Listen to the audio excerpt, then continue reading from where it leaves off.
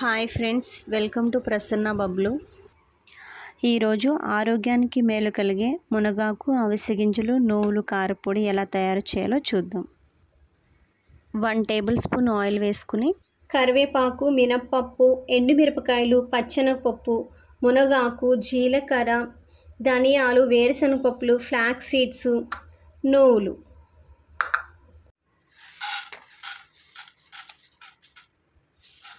అన్ని ఇంగ్రీడియంట్స్ వేసి ద్వారగా ఫ్రై చేసుకోవాలి.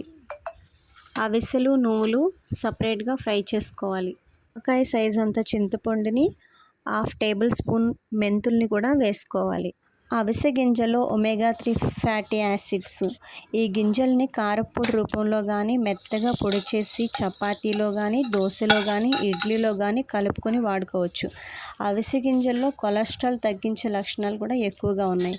సో అంతేకాకుండా మన బ్యూటీ పర్పస్లో కూడా అవిసె గింజలను వాడతారు. జెల్ తీసి ఆ జెల్ని ఫేస్కి అప్లై చేసుకోవడం కానీ, లేదంటే హెయిర్కి అప్లై చేయడం కానీ చేసుకుంటూ ఉంటారు. ఇలా అన్నీ ఫ్రై చేసుకున్న ఇంగ్రీడియంట్స్ అన్నీ సపరేట్ బౌల్లోకి తీసుకోవాలి. మరొక టేబుల్ స్పూన్ ఆయిల్ తీసుకుని మనం తుంచి పెట్టుకున్న ఎండుమిర్చిని ఫ్రై చేసుకోవాలి. కారం పొడి పొడిగా రావాలి అంటే ఆయిల్ చాలా తక్కువగా వేసుకోవాలి. ఎక్కువగా వేసుకోవడం వల్ల కారం ముద్దగా అయిపోతుంది. నెక్స్ట్ 1 టేబుల్ స్పూన్ ఆయిల్ తీసుకుని మునగాకుని, కరివేపాకుని బాగా ఫ్రై చేసుకోవాలి.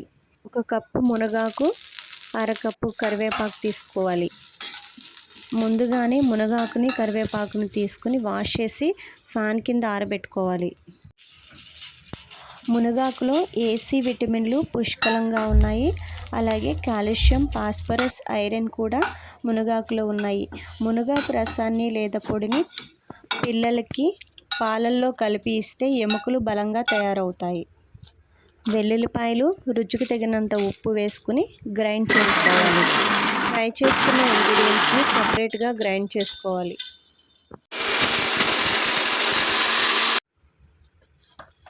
గ్రైండ్ చేసుకున్న తర్వాత రెండింటిని బాగా కలుపుకోవాలి. ఇన్ని ఆరోగ్య ప్రయోజనాలు ఉన్న కారాన్ని మన డైలీ డైట్లో ఇంక్లూడ్ చేసుకుందాం. Thank you for watching.